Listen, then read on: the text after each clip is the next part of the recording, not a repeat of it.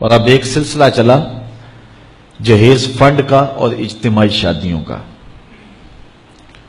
تو شاید کسی کے لیے اس میں تسکین ہو، لیکن میں تو ایک مرتبہ ایسی تقریب میں گیا ہوں تو دکھی ہو کے آیا ہوں. ہر شخص کا اپنا مزاج ہوتا ہے. مختلف تنظیمات، مختلف لوگ غریب بچیوں کی اجتماعی شادیاں کر رہے ہیں. تو میں ایک تقریب میں مجھے کھینچ کے کچھ لوگ لے گئے. میں نے کہا مجھے تجربہ تو نہیں ہے، لیکن مجھے لگتا ہے کہ میرے لیے تکلیف کا سامان ہوگا، اور دوست جس مقصد کے لیے مجھے لے کے جا رہے ہیں تو ان کا مقصد بھی پورا نہیں ہوگا. ایسا ہی ہوا. ایک ہال میں 15 سے 20 بچیاں تھیں اور دوسری جانب 15 سے 20 بچے تھے، اور ان کے مہمان، ان کا ہجوم تھا، اور اسٹیج کے اوپر جو کرسیاں لگی تھیں ان پر مخیر حضرات بیٹھے ہوئے تھے جنہوں نے سرمایہ لگایا اور جہیز فنڈ دیا، اور تنظیم کے لوگ آ کے اپنی کارکردگی بیان کر رہے تھے. تو آخر میں انہوں نے مجھے کہا کہ ہم آپ سے کچھ سننا چاہتے ہیں. تو میں نے بیٹھے بیٹھے کہا کہ میں دعا کر دیتا ہوں، لیکن ان کا اصرار بڑا.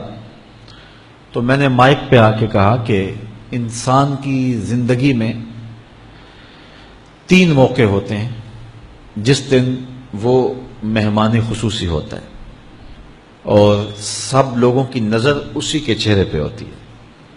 ایک جب وہ پیدا ہوتا ہے تو کالا کلوٹا بھی ہو تو ساری بستی اس کا منہ دیکھنے آتی ہے، اور اسے بہنیں چاند کہہ کے پکارتی ہیں، چاہے اس کا رنگ گہرا سیاہ کیوں نہ ہو.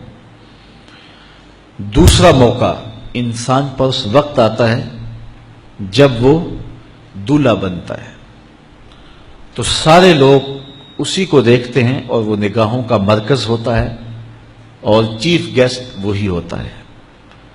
اور تیسرا وقت اس کے اوپر تب آتا ہے جب وہ چٹا لٹھے کا لباس پہنتا ہے، تو سارا شہر اس کا منہ دیکھنے آتا ہے. تو میں نے کہا ان غریب لوگوں سے آج تم نے یہ حق بھی چھین لیا. آج مخیر حضرات کو اوپر بٹھایا اور ان کو نیچے بٹھایا ہوا ہے، اس لیے کہ یہ غریب ہیں، اور کسی کے چہرے کے اوپر میں نے کہا خوشی کے آثار نہیں نظر آ رہے، اداسیاں ہیں، اور اتنے لوگوں کو ان کی غربت کا گواہ بنا رہے. ایک دم سکوت طاری ہو گیا حال پر، چونکہ مجھ سے وہ کچھ ایسی باتیں سننا چاہ رہے تھے جس سے ان کو داد ملتی. میں نے کہا تمہارے جذبے اپنی جگہ پہ، لیکن کاش کے رات کے اندھیرے میں ان بیٹیوں کے ماں باپ کو تم نے کچھ پیش کیا ہوتا اور یہ اپنے گھر سے رخصت ہوتی تو عرش والا رب بڑا راضی ہوتا. لیکن برا کرے نمائش کا کہ ہم نے ان بیٹیوں کا تماشا لگا دیا. میں ایک شہر میں گیا تو وہاں آج کل وہ پہلے تھا نا عمرے کے ٹکٹ محفل نعت میں، تو آہستہ آہستہ مجمع سمٹ گیا. تو اب ایک نیا سلسلہ شروع ہوا ہے کہ جہیز کی پرچیاں نکالی جائیں گی. تو اسی سال آپ کے قرب میں ایک جگہ 10 کے 15 جہیز فنڈ تھے.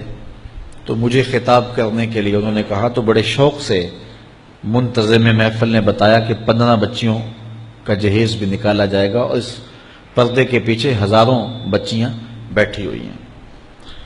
تو میں نے اپنی گفتگو میں کہا کہ یہ ظلم نہ کرو، یہ زیادتی نہ کرو.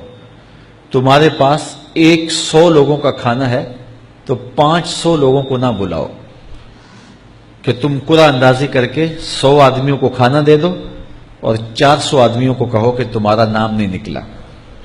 تمہارے پاس 100 کا کھانا ہے تو 100 کو ہی پردے سے بلاؤ اور ان کو کھانا کھلا دو. میں نے کہا 10,000 بیٹیاں اس پردے کے پیچھے بیٹھی ہیں آپ کے بقول، اور آپ ان میں سے چند کو قرعہ اندازی کے ذریعے جہیز فنڈ دے رہے ہیں. ہر پرچی پہ 10,000 بیٹی کا دل دھڑکے گا کہ شاید میرے مقدر جاگ پڑے اور غموں کی سیاہ رات ختم ہو گئی. لیکن جب آخری پرچی کے بعد اعلان کیا جائے گا کہ قرعہ اندازی مکمل ہو گئی تو کتنی بیٹیاں گھروں میں جب واپس جا رہی ہوں گی تو تم نہیں جانتے ان کے قدم کتنے بوجھل ہوں گے. اور رسول اللہ کا میلاد ہو اور بیٹیاں آنسو بہاتی ہوئی جائیں. تو میں نے کہا تم خوشیاں خریدنے لگے تھے، غم خرید لیے تم نے، خوشیاں بانٹنے لگے تھے، غم بانٹ لیے تم نے. تو یہ زیادتی نہ کرو. یہ جو رواج پڑ رہا ہے یہ اپنی نمائش کے لیے. خدا را آگے تم نے عمرے کے ٹکٹ بانٹے، بہت کچھ کیا لوگوں کو اکٹھا کرنے کے لیے، اور کیا کیا رنگ اپنائے گئے.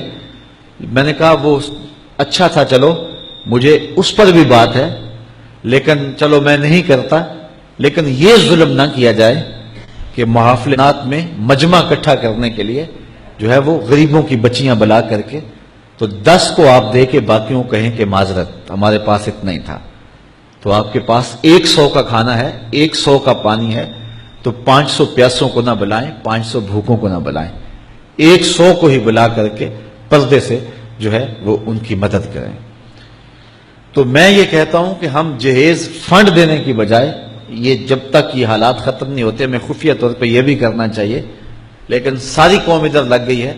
تو اس کی بجائے ہمارے علماء کو، ذمہ دار کو، یہ مختلف چینلز کے اوپر یہ جو ٹاکنگ ہوتی ہے اس پہ گفتگو ہونی چاہیے کہ اس رسم کو ختم کیا جائے اور معاشرے کی تربیت کی جائے کہ بیٹیوں کا رشتہ اس لیے قبول کیا جائے کہ وہ دیندار ہیں، وہ پردے دار ہیں، وہ سگڑ ہیں، وہ پڑھی لکھی ہیں اور ان کے اخلاق اچھے ہیں. یہ معیار بنایا جائے، دولت کو معیار نہ بنایا جائے.